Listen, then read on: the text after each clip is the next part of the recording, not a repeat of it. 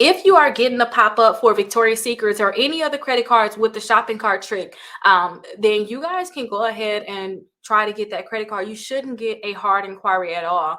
You only have to do that factor trust and the opt-out pre-screen only if you want to put your information in the system and you're not getting a pop-up. Sometimes your information is already in the system because you went to certain car dealerships, or maybe you did some type of payday loans. Your information is already sent to those third-party bureaus, which is why you're probably getting those pop-ups.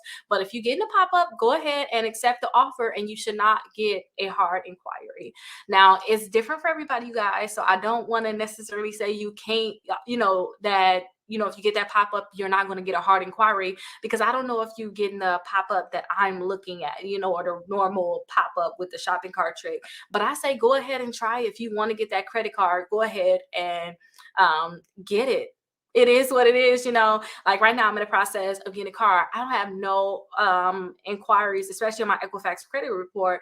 I have no inquiries, but I want to get a car. So if I want to get the car, I'm gonna have to get the hard inquiry. I just go after what I want. That's what credit is for, you guys. So if you want to get something, just go ahead and try for it and go ahead and just get it. That's how I look at it.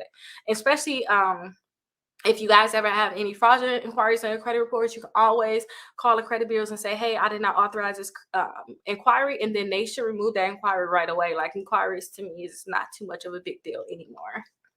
But go ahead and try for it.